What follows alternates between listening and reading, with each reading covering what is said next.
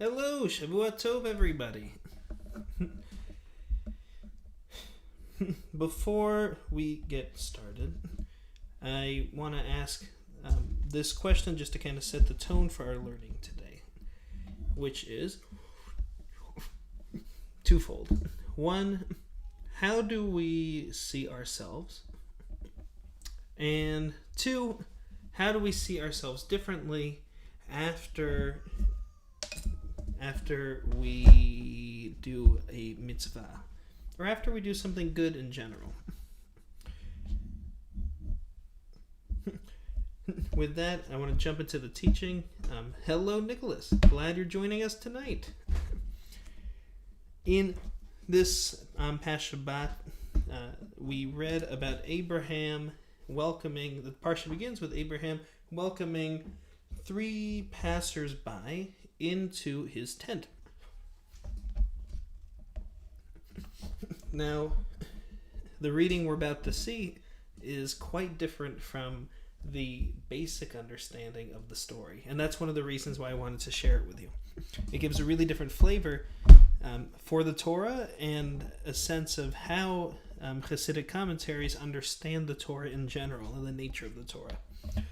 So we'll jump into this teaching. It says, Vayar, and Abraham saw, V'hine shalosh anashim nitzavim alav, and there were 3 men who were stationed there. So he saw these 3 men from a distance, and then remember, he ran over to greet them, to bring them into his tent, to welcome them. And here's what the Kedushat Levi says. He says, Uferish hazohar hakadosh. He says, the Zohar says this. The Zohar says this. Hine shalosh anashim, these 3 men, Elu Avraham, Yitzchak, v'Yaakov. It was Abraham, Isaac, and Jacob. So just to pause for a second, the Zohar says that the 3 men that Abraham saw was none other than himself, his unborn son, and his unborn grandson. How can that be? What does that mean? What's the deeper meaning of that? The Yuvan divrei ma'amar hazohar, and one should understand the words of the Zohar. Deyadua to Avraham Avinu alav shalom, avad tamid Hashem ba'ahava. That one should know that Abraham, our father, always served God in love. Ba'ahava. Uvamilah avad Hashem b'yirah. But when it came to his own brit milah, remember, God commanded him at the end of last week's parsha to circumcise himself, and his sons, and all of his servants. That's where the mitzvah of circumcision comes in. And so he says that every mitzvah, everything that Abraham did in service of God was out of love, but brit milah happened out of reverence, biyurah, sometimes translated as fear, but it's really like a sense of awe toward God. And you can understand why. You know, if God, you can imagine God coming to Abraham and giving him the mitzvah of brit milah, actually going through with that. We don't need to think, about what that experience might have been like for a 90-something-year-old Abraham. But you have to have more than love to do that. You need a sense of awe, a sense of reverence. And the Kedusha Levi continues, V'yirah hi gevura, and awe, reverence of God, this is gevura. This is, we'll see a little bit in the Sephirotic chart that this is the opposite of chesed. Gevura is a sense of din, a sense of awe and reverence, like we just said. Uvamilah machrit ha'arala, and when it comes to brit milah, we take off the arala, the foreskin. Ubazeh machrit kol haklipot, and with this, it's symbolic for taking off all of the klipot in our lives. Instead of having a klipa is translated like a shell. You can imagine. A good example is a fruit. You have an orange, and you have the fruit inside, but you have a klipa. You have this peel, this barrier separating, us from the fruit. It's kind of useless. It does protect the fruit inside, but it also blocks us from actually enjoying, the fruit itself. And so, taking off the foreskin in his Brit Milah, in doing that mitzvah, in reaching out to God through yirah, through awe instead of love, he was able to take away all of those klipot, all of those barriers separating him from God. Kaniskar b'kitzvei ha'arizal, as it says in the writings of the Ari, v'hu shemit gaber al kol ha'klipot. In this, one overcomes all klipot, all barriers. Imken, if this is so, as b'milah haya ba'Avraham Avinu alav shalom ahava v'yira. If what I said is true, he says, then in that moment, in Brit Milah, Abraham was experiencing both ahava and yira, both love and reverence, love and fear, love and deep trepidation. Ahava, madrigat Avraham, v'yira dehi gevura, madrigat Yitzchak Avinu. Love, this is the level of Abraham. When we serve God out of love, we say that we are serving God like Abraham. However, yirah, fear, reverence, this is gevura. This is the madriga. This is the level of Yitzchak. When we serve God out of reverence, we do so, we say that we're serving God like Isaac, who was bound in the Akedah, in this Shabbat's Parsha, and serving God out of fear. That's Isaac, out of reverence. Sheba'etz Shemal, Avad Hashem Yitzbarach b'midat gevura. And at that moment of Brit Milah, Abraham served God out of gevura, out of fear, out of reverence. V'yadua debechol makom sheyesh ahava v'yira dehi eish v'mayim. And he says, in any place that there's service from love and fear, which he says, in sort of earthly terms, he says this is like serving with fire and water. Mukhrach sheyeh midah hamamutza. A middle characteristic appears, and this is tiferet. This is beauty. Bechinat Yaakov Avinu. And beauty, tiferet, that is the sphira that is associated with Jacob. The Yaakov hu tiferet. And Jacob is tiferet. So just to give you a sense of what we're talking about, so this is the Eitz Chaim, the tree of life, the spheritic chart in Kabbalah. And you see on the far right, in the middle you have Chesed, and Chesed, that is the characteristic of Abraham. And then right across from it, you have Gevura. That's the characteristic of Isaac. And so when we say we're serving God out of love, we're really plugged into that sphere right there, Chesed. When we're serving God out of fear, out of reverence, then we're doing so from the sphera of Gevura. But when you serve God from both love and fear, Chesed and Gevura, then that center sphera appears, Tiferet. Tiferet means beauty. And so here, when he's saying that he saw Abraham, Isaac, and Jacob, we see that it's not, the Kedusha Levi is going to go on to say, it's not necessarily that he saw the people. He didn't see himself. We're going to go into this, but he didn't see himself and his unborn son and his grandson, but rather he experienced all at the same time the characteristics of love, fear, and that balance. And when I say fear and serving God out of fear, I don't mean like literally being afraid, even though that's totally possible. I mean like a sense of obligation and reverence. We might light Shabbat candles and have Oneg Shabbat, nice Shabbat food, because, we love the tradition. We love God. But that love may not inspire you to stand up and pray 3 times a day. For that, you need a sense of reverence, a sense of obligation, a sense that God is commanding us, and we have a respect for God, which we live out in doing mitzvot. But when you can combine those, when you can combine love and reverence, then Tiferet appears.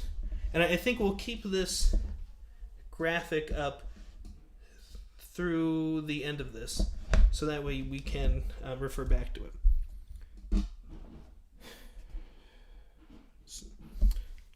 Okay, so he says, Lechen az b'milah. He says, when Abraham did the mitzvah of Brit Milah, Dehi ahava v'yira, which he did out of love and reverence, Huchrach shiyeh hatiferet gamken. Then Tiferet, that middle sphere, was also there, because when Chesed and Gevura are in balance, then Tiferet shines through. Imken, haya az kol shalosh bechinot, Omidot shel Abraham, Yitzhak, Yaakov. Thus, it was at that moment that all of these characteristics, these sphirot, were what's the word? They were lived out. The power of those sphirot were brought into the world. Those sphirah that are represented with the words Abraham, Isaac, and Jacob. Ve'al pizeh muvan perush hakatuv kefi hazohar kadosh. And through this we can understand what the Zohar was saying. Deisa einav, for Abraham lifted his eyes. Ve'yar hine shalosh anashim nitzavim. And he saw that there were 3 men stationed in front of him. Shira'ah Az Abraham, Yitzhak, Yaakov, and he saw at that point Abraham, Isaac, and Jacob. There are 3 different ideas that I want to share from this. The first is, I don't think the Kedusha Levi is saying that he really, and we'll take away the graphic now so you can take a look, but you see Chesed, Gevura, and Tiferet right in the middle of them. I don't think the Kedusha Levi was saying that Abraham literally saw the sphirot. What he was saying is, when he lifted his eyes and he saw them, he experienced the world in a completely new way. Whereas before the mitzvah of Brit Milah, Abraham's primary way of relating to the world and relating to God was out of love. But chesed and love in and of itself is a beautiful thing. But without that balance of reverence, it's only half of the picture. There's a concept in the Zohar when looking at these sphirot that God does emanate into the world through these sphirot, but only when they are in balance. If they're out of balance, if there's too much chesed, if there's too much gevurah, if there's too much love, if there's too much fear, and they're not in sync, then God can't emanate into the world in the fullest sense. So here, one idea when it says that Abraham saw Abraham, Isaac, and Jacob, it's that Abraham saw God for the first time in a truer light. Now that he was looking through eyes, his own, in a more balanced way, he was able to experience God more fully, more personally, more honestly.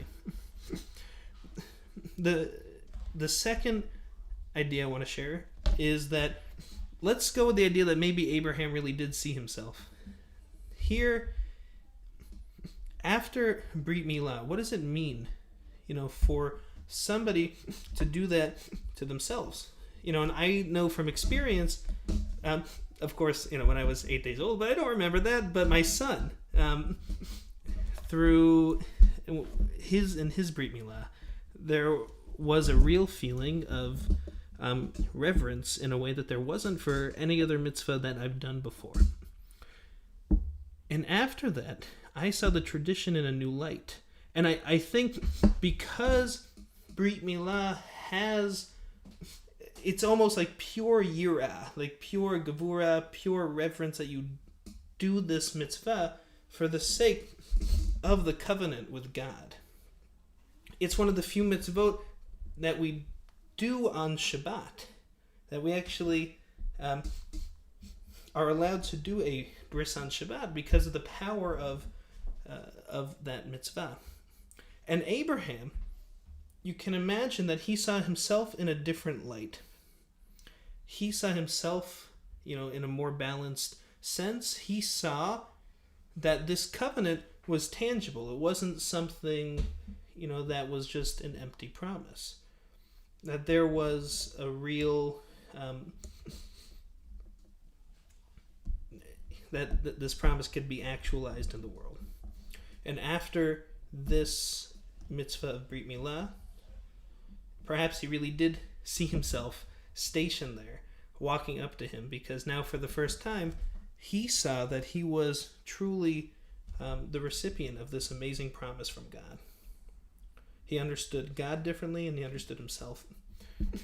The last idea I want to share, and then please, you're welcome to share any questions, comments in the chat, is this. So here, this read of the Torah, that it wasn't three actual people stationed coming up to Abraham, but rather these three people are symbolic of the Sfirot and love, fear, and balance.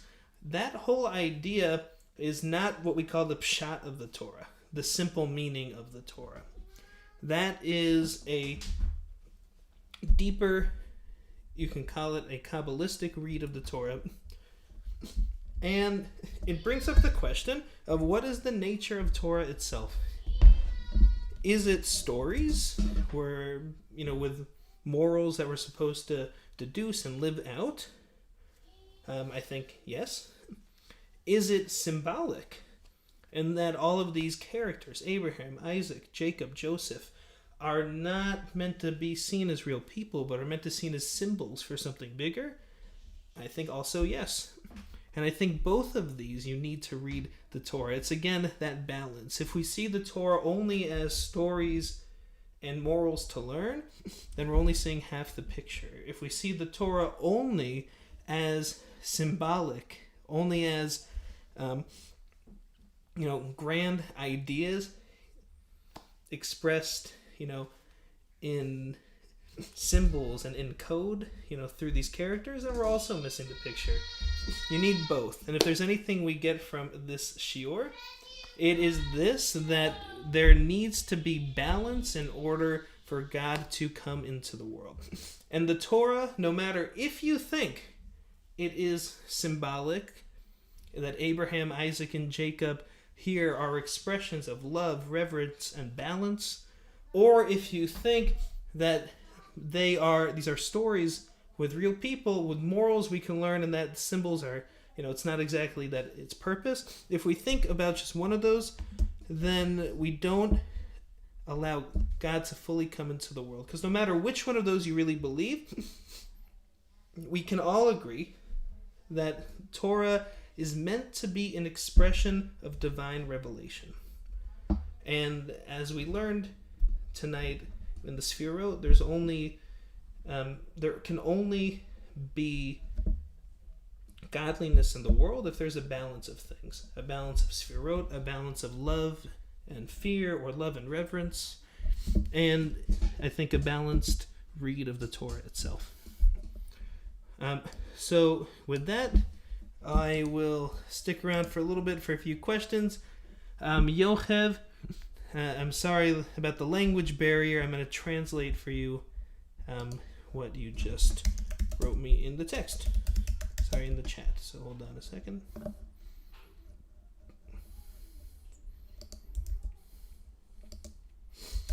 Okay, Yochev. You were very happy to see Meir. Great joy to see children. Yes, Meir joined for Havdalah tonight. That was really nice. I'm glad you were there too. Okay. So, with that, oh, hello Sharona. Shavua Tov to you. So nice to see you at services today. Great Torah reading. Okay, if there are no questions, and I wish you not only a Shavua Tov, but a week of balance, that you should find your own balance this week, whatever that looks like. And Alan Shamulian, hey, Shavua Tov to you. I wish you a week of balance. You should find your own balance between work and home, between intense output and also relaxation. And through that, may we also bring our full selves into the world. Because I think that is a lesson from here too. Not only that God emanates when there's balance in the Sefirot, but we can bring our fullest selves to the world when there's balance in our lives. Shavua Tov, everybody, and I look forward to learning next week. Next week, we're pushing it up an hour. Class will start at 7 o'clock from now on. Okay, everybody. See you later. Shavua Tov.